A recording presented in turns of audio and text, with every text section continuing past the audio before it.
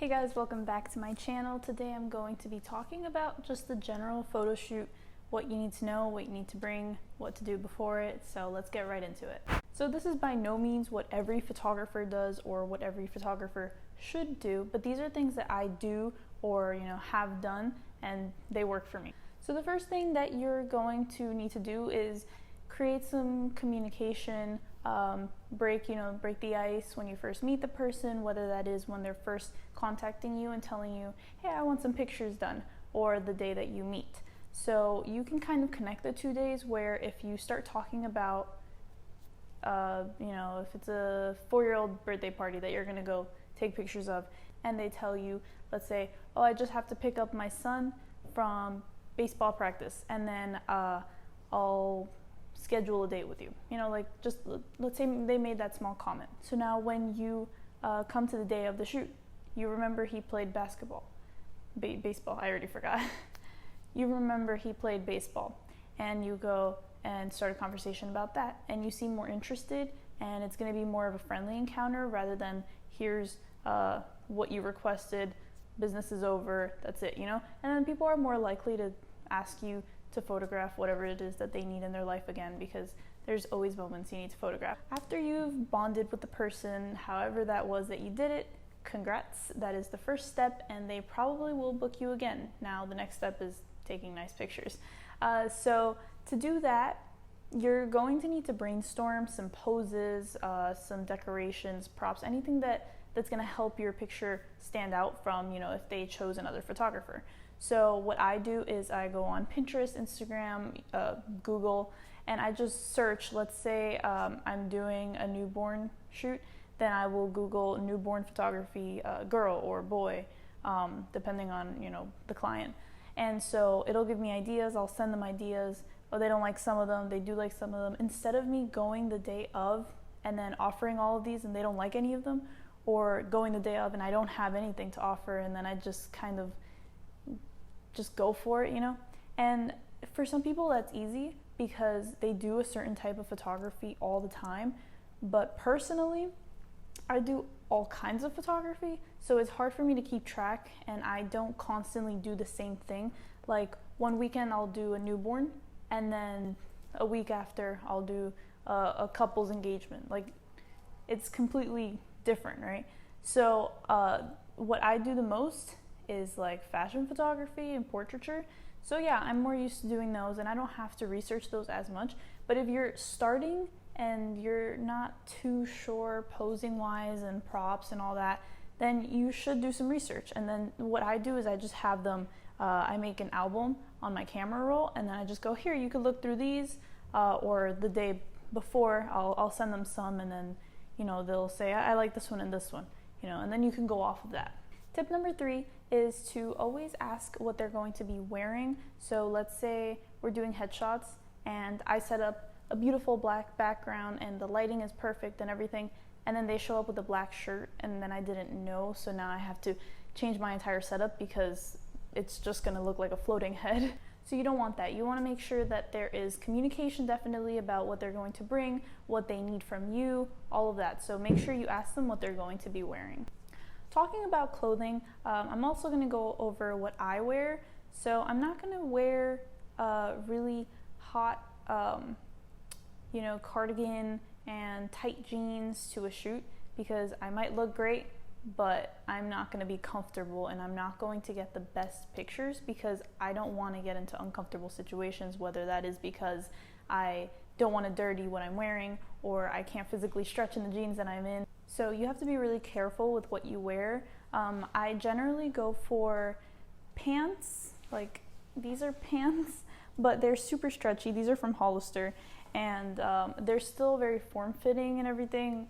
I look great in the pants, but I also can do my job without any interference. And then I usually go for a t-shirt because it kind of just matches with whatever I'm wearing at the bottom. And I probably wouldn't go for white because I wouldn't want to dirty it.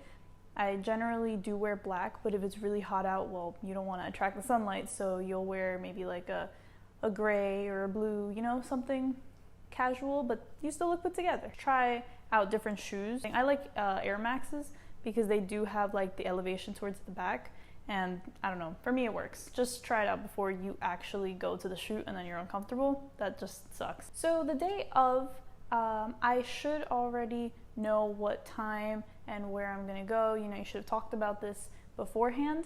And so your only responsibility is to get there on time. So you wanna be there early. You wanna make sure that you scout locations, because if you wanted to go to the park and you've been to that park before and the lighting was gorgeous, but then you get to the park and there's people there where you wanted to take pictures, or the lighting's not the same because you came at a different time, then that's a problem. So if you get there 20 minutes earlier, you can either wait for the people to leave and then hold the spot, or you can scout out locations nearby and then say, hey, we're gonna have to reroute because this situation, you know, it's not what I thought it was. So meet me a street over. Another thing is that you do have to take your equipment, obviously. So you have to kind of organize yourself with time so that you don't forget anything. I remember at the beginning, I would forget memory cards, batteries.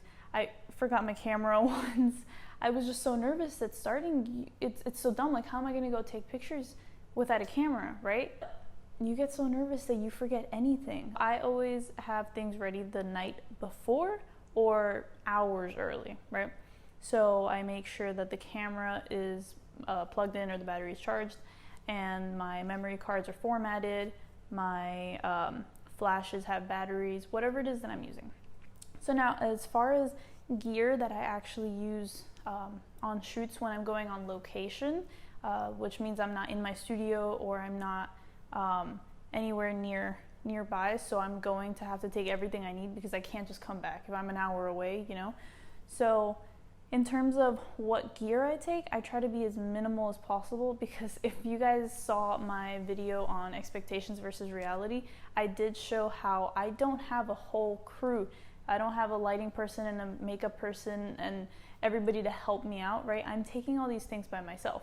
And so I'm not able to take my entire studio with me as much as I'd love to. You know, all this equipment that I have, that you can't even see, all the equipment that I have here would be great, but I can't take everything. So what I have to do is take my camera, obviously, batteries, lenses, whatever I need, and I try to keep it minimal. I usually take my 24 to 70 millimeter lens because it's wide range. Generally, I don't take props on location unless it's maybe like a flower or something, like nothing crazy. But keep in mind that I would make a list always, maybe bubbles or, you know, whatever it is that you need. So far you have your camera and maybe a few props. You can carry that in a backpack. And then the only other thing I ever take on a shoot is a reflector. So I've shown it in a bunch of videos before. It has 5 different ways of using it, and it is a diffuser inside. So basically that is going to be enough for me to light any situation, you know, as much as I can. Obviously I'm not gonna take my studio lights outside, but if I have that and the sunlight, then I can reflect the sun wherever I need it, and then it just makes up for the fact that I don't have studio lights. Before the shoot, you can also ask the person what kind of music they like so that you can make a playlist, or maybe you already have a playlist or the same taste as the person. So the day of, it's not awkward silence, just taking the picture and you just hear the shutter go off and that's it. You have music in the background, you make them more comfortable, maybe they groove out to the music, you get some candids, you know. So the time has come, you're at the shoot. Please present your name. I used to be so shy. Well, when I was younger, I didn't even like my name, but I used to be so shy at saying, hey, nice to meet you, my name's Valentina. So make sure that you present yourself, because otherwise they're gonna stand there and go, oh, I need to call her, but I don't know her name. Hey, photographer, you know, like they're not gonna say that. So they just go, hey, so should I do this? You know, you don't want to make them uncomfortable. So just make your name clear. And if you don't like your name, make a shorter name. Like people call me Val. And same thing for them. Have them give you their name, and that could probably be before the shoot when they message you, or the day of, maybe somebody else booked the shoot for somebody else. So you go, hi, my name's whatever, get their name and remember their name, because that was always a problem for me. I would be like, hey, Valentina, okay, Sarah. And then I go, oh, okay. Oh shoot, I didn't even pay attention to their name. I didn't listen. Oh, now it's awkward. Like I can't say, what was your name again? That's just weird. That's uncomfortable. That's kind of rude. Some people might not care, you know. Sometimes it does happen to me, and like, what am I gonna do? I have to ask you for your name again, or I'm just gonna call you, hey you. So definitely try to remember their name. If you have to, write it down real quick on a note. Talking about that clear communication, you should have already established by this point how long your shoot is going to be, unless you're doing just like a shoot for fun. But I'm talking about professional shoots where you're going to get paid. You should have said, oh, my sessions are an hour, 2 hours, 3 hours, whatever it is. So you're going to say from this time to this time is when we're going to be working, and that's it. And then peace out, you know? So I used to be really uncomfortable with going, okay, taking pictures. Okay, we're done. You know, it's just an abrupt closing. It's awkward, and you're taking pictures, so you kind of lose track of time, and then you kind of just surprise them. It's just awkward. So what I do is I leave a timer, and I make sure that they hear me saying I'm going to put a timer. So if I have an assistant, I'll say, oh, I'm not talking to the person. I'll talk to my assistant, and I go, oh, hey, so the shoot's from 5 to 6. Can you just make sure you put a timer 10 minutes before, just so that, you know, I know what's going on? I make sure that she hears that, or he hears that, whatever. And then they hear the alarm, and I go, oh, okay, we have 10 more minutes. It's okay. And then they're more comfortable. It's not like last minute or I sprung it on them. Another really big problem that can occur if you don't plan ahead is that you're going to get nervous if this is one of your first times. And maybe you know how to use your camera, but just because you're in the moment, you get nervous, or maybe you don't know how to use your camera settings too well yet. So you start, okay, taking pictures, it's not the best lighting, okay, I'll fix a little bit, okay, you know what, it's taking too long, let me just take pictures, I'll edit it after. I'll do some Photoshop magic and bring up the highlights or whatever. You get home, and it is double the work, almost impossible, and they look horrendous. You don't want that. So it does not matter if you take 5-10 minutes fixing up the lighting. I would rather wait there as a model and just stand. No, it's okay, take your time. Then get my pictures later. I paid hundreds, and then I'm like, oh, wow. You definitely want to take your time. Don't take an hour, you know. But if you are there earlier, well, you should have already had time to set up your lighting. That's one of the most important things, so that once they get there, you could just start taking pictures. And now, like I said, don't Photoshop it later. I used to do that so often where, let's say, you have a hair here, and I noticed it, and I know you didn't want it, but I'll just say, it's okay, just leave it. I'll Photoshop it later. When all you had to do was push the hair, you know? So it's things like that where little adjustments would make it easier for you in post. Just do it in the moment. It might suck that it's a little windy, so you have to keep fixing the hair, but trust me, it's going to make a huge difference once you're editing. It might seem like little things, but if it's a little thing in every picture, then you're gonna have to edit 50-60 pictures of the hair like this. Like, yeah, it's doable, it's very easy, but 50-60 pictures, you're not paid for that. You're paid to take the picture and send them over. You know, it should be an easier process for you. So just fix it before you take the picture. Also, I remember that there were things where I'd say, yeah, I could just Photoshop that. And then looking back after, I'd be like, oh, wow, I didn't notice that there was also that and that and that, and I don't know how to Photoshop around that. So there's nothing I can do. And then it was just more disappointing. So just don't do that.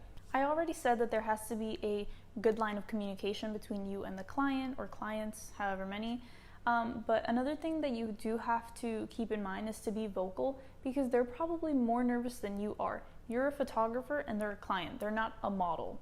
Generally speaking, you might get a model. But let's just say you're having a family man and he wants a portrait of his family, and they're all nervous.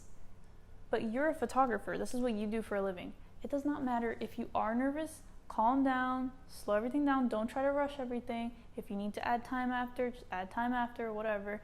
But if you're beginning, just relax, you know, slow down, because if you show that you're not confident in what you're doing, they're not going to be confident in you either, and then it's just going to go both ways. It's not going to work out. So definitely slow down. I used to be so panicky and like jittery. Slow down, do what you're doing, feel confident, even if the pictures are terrible. You know, if you feel confident, it'll get better as the session goes on. You know, you'll get better ideas, and then you go, oh, here I fixed my lighting, and you know. So just be calm. And the last thing I wanted to talk about is a clean closing. So how I close my photo shoots, because sometimes it's really awkward and sometimes it still is really awkward. It's been 5 years since I started and it's still awkward. Like I don't know how to say goodbye, or I don't know how to end some of them sometimes.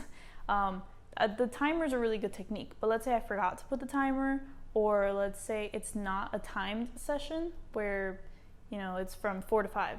It's just, oh, you want to take pictures? Sure. So in that case, it's like, do I say stop? What if they're still posing, but I have enough pictures? What are you supposed to do? So this is what I do. Once I know I have all the pictures that I wanted, everything that we needed, I gave them all the poses that I could think of, you know, all the ones that I Googled, and I have nothing else to offer. Otherwise, I'm just going to be taking the same picture over and over again. Or I can tell that they are awkward and they don't know how to say, okay, that's enough. You know, I've had situations where they go, okay, I think that's enough. So I feel bad for them having to even say that. Like, I should have shut it down before you had to make that awkward, you know? So what I say is, oh, that one's nice. Okay, I know I'm nearing the end. So I go, oh, that one's nice. Okay, yeah, let me take one more like that and I think we're good. You know, like, that's just a smooth way of saying, okay, wrap it up. I'm gonna take one more picture, you know, courtesy, and then we're done. So that's literally, I just go, okay, snap one. Yep, okay, I really like that. Just one more and we're done. Okay, all right, that's a wrap. That's so good. Yeah, it's really like, and then you start getting up, start packing up your stuff. If they don't get the hint, just like really pack up your stuff, put your camera away. Like, what pictures are you gonna take without your camera? And so the last thing I do is, as I'm packing up, so it's not awkward, I'm not just leaving them sitting, posing, and then I get up and go. No, okay, you're not gonna do that. So you keep eye contact with them, and I always go, oh, so how would you like me to send them to you? You know, what email, as I'm packing stuff up and then getting the hell out of there. Can I get your email? Can I get your number? Whatever. Okay, I'm done packing at this point. Okay, very nice to meet you. You'll get your pictures in however many days. So that's just a clean closing, so you don't just, you know, dry cut them and then leave, you know? So that's basically everything I wanted to go over today. I hope you learned something and used them for your next shoots. So that's it for today. I hope you guys enjoyed. See you next time. Bye.